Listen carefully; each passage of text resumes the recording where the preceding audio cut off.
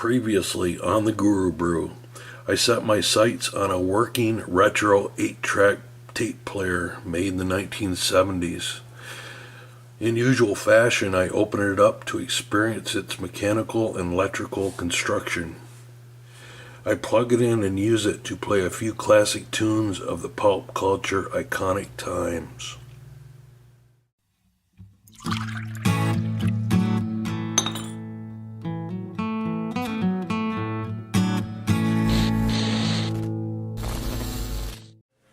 Check it out, I've got a modern version of a phonograph player, the kind made by Thomas Edison, the inventor.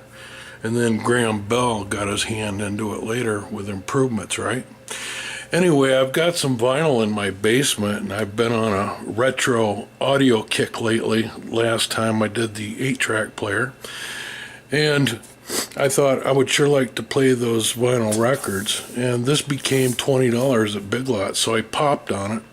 And it's got some modern versions like Bluetooth. Wow, what would have Graham Bell thought of Bluetooth back in the day? Anyway, let's open this box and see how it sounds and looks. Maybe we'll open it up and see what the construction looks like too.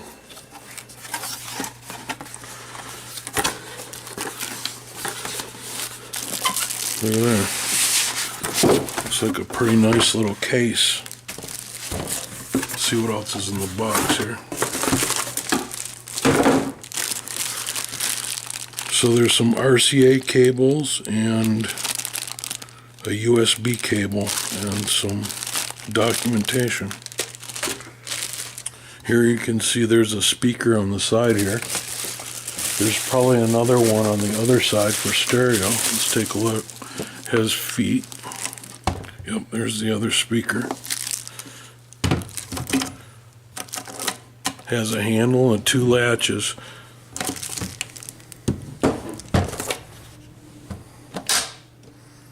Ready? Looks pretty nice at first glance. Let's get a closer look. So to begin, I'm going to charge the unit up. It actually has a built-in battery with this cable that they gave me. I'm going to plug it into the USB port. Let's find that. Here on the back we have the charging port, and we have RCA out left and right, so that's pretty cool. Now it has an indicator light in the inside. Let me show you that. Here's an indicator light showing that we're charging the battery, and when that light goes out it will be fully charged. I wonder how long the charge will last. Right now I've got it plugged into a 5-volt brick instead of my computer. I'll show you how I did that. Sometimes I use this power brick when I want to charge stuff up fast. It plugs into the AC mains. I was looking in the documentation to see how long the battery will last, and I couldn't find it. We're going to open it up and find that battery and see how big it is. That'll give us some clues. I'm just waiting for the charging to complete, and then we'll go ahead and play with this. Meanwhile, I'll read my documentation that came with it. It's just a little pamphlet. Not much to be said about it. The light finally went out after about an hour, so it charged for about an hour. And I've already put a record on here and tried it out. And because of copyright issues, of course, I can't play it. Maybe I'll find a generic record in here and I'll play a little bit of it. But it has this adapter. It's a 45 adapter for these smaller records, and it fits right here. Works great. I don't have any albums, so I can't try those out, but it has a volume knob and off and on here. When you turn it, you can either have it set to Bluetooth or turntable. You can unlock the arm. It even has a little cue when you lift this up, and then it sets it down gently. See how it's real slow? Anyway, when you push it over this way, it begins to turn. See? And then when it gets to the end, it stops. That's kind of a neat feature. So, pretty well thought up. So then what you do is you put it over the top of the record, and then you set it down here, But we won't do that right now. And the Bluetooth I haven't tried to connect yet, but it's probably just got a regular Bluetooth chip in there that connects like any other. You just flip it up to the Bluetooth and then it makes a blub blub sound. I'll show you the controls up close. Here's the control for the turntable or the Bluetooth. If you have it set on turntable, the sound comes out the two speakers out on the side. And if you put it on Bluetooth, hear that little tone it made? Turn it up, see if you can hear it again. So then you probably have a minute or two to connect. Like I said, I haven't done it yet, but I will. Anyway, it does play. I put it in turntable mode and it spins just fine. So I think it's almost time to take this thing apart.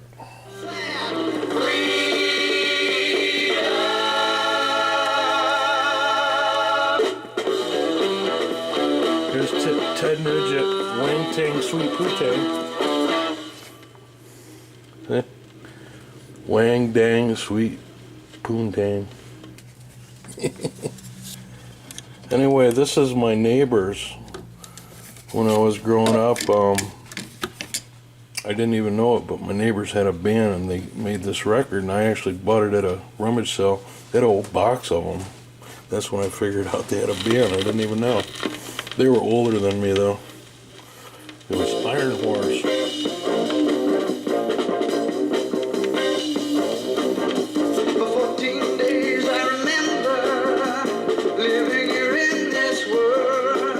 So the thing about the Bluetooth, it works, but it's the opposite of what I thought. It takes it from like the phone and plays it out the speakers of your record player. I was thinking it would play the record through your phone, but no, it's the opposite. You can see here's a video playing through the speakers. If you're wondering if you can scratch, you can't, because the minute you turn it off for the motor to stop, the amplifier goes out, so you can't scratch it. You could get in there and disconnect the motor, though, probably, if you really wanted to. Led Zeppelin. Little story on a record. This is the original Audible. This is a monster story. I remember, too, they had stories for the blind on records. This one's the Monster series. This record is Smoke on the Water on both sides. Why? Let's listen to the other side. I must have stole this from Bernie. See there? Bernie. Thanks, Bernie. We used to trade them. I probably didn't steal it. Then again, I don't know Bernie. Let's see what this side sounds like.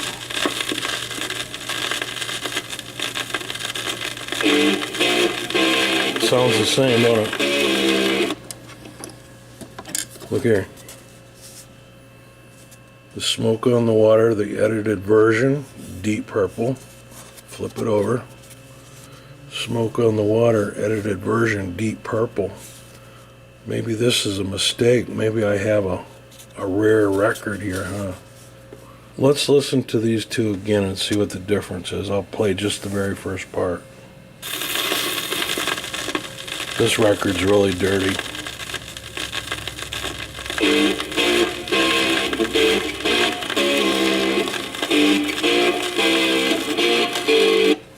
Okay, remember that. Now let's play Smoke on the Water.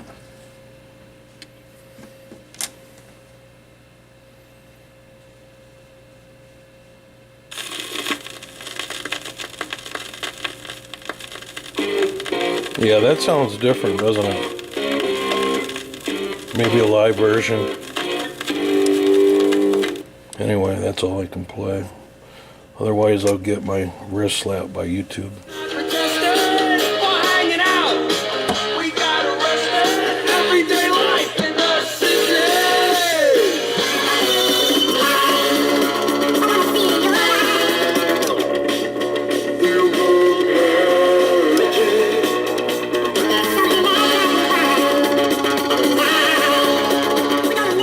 the output through the RCA jacks on the record player, and we'll run it through our 8-track player that we showed last week.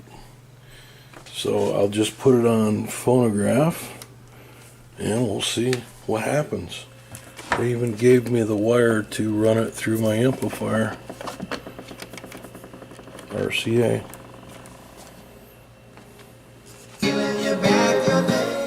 Listen to that. That works great. I'm going to get a strike for copyright, aren't I? But yeah, works great.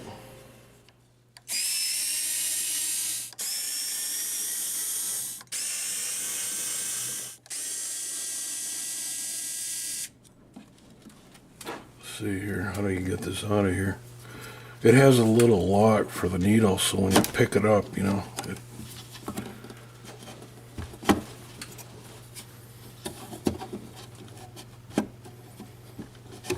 there we go.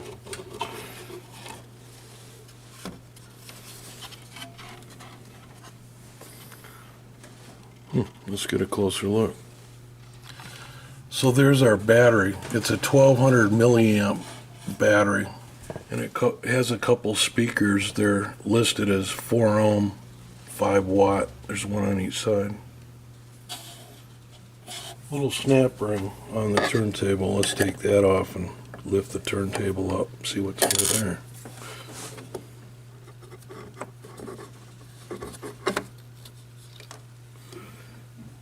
Belt drive.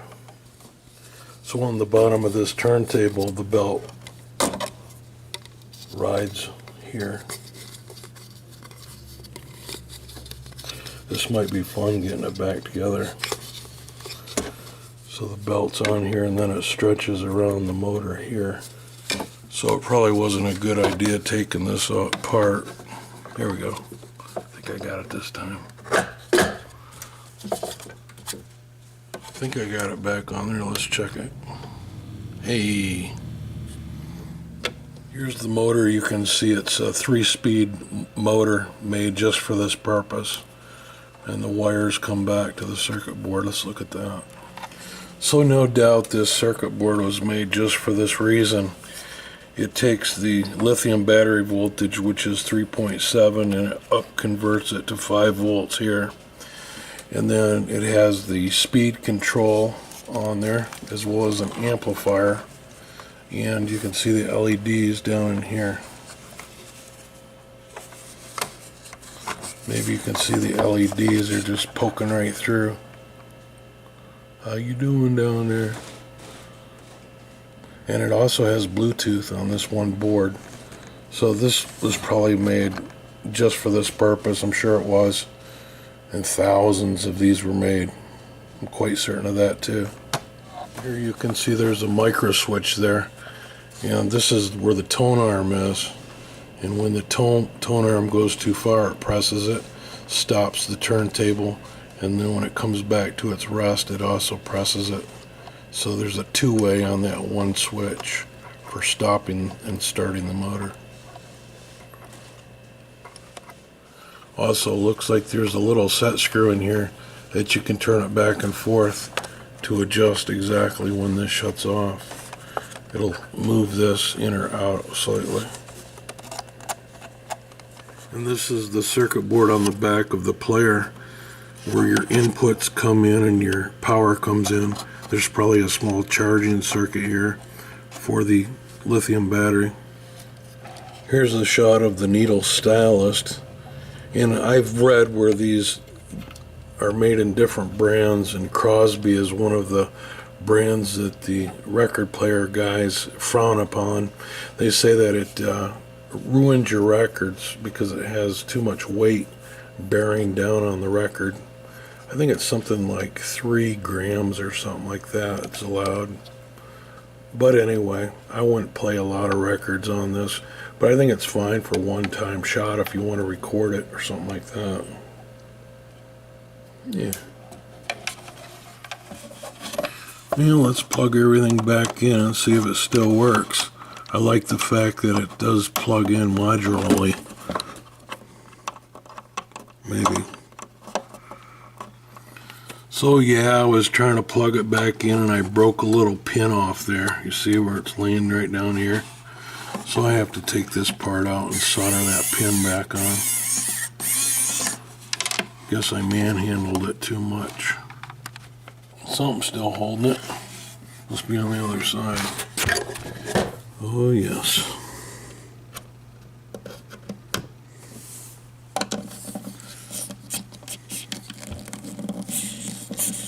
What a pain. I broke it already. Look at there. Broke that trace right off there. No problem, I can fix that. Just heat up my soldering iron and stick it back in. See, where I went wrong is when I unplugged this, I also unplugged this plastic piece. And you shouldn't do that. You should just pull this out and leave this behind. So it lost its alignment. I'll shove that pen back in there and fix it.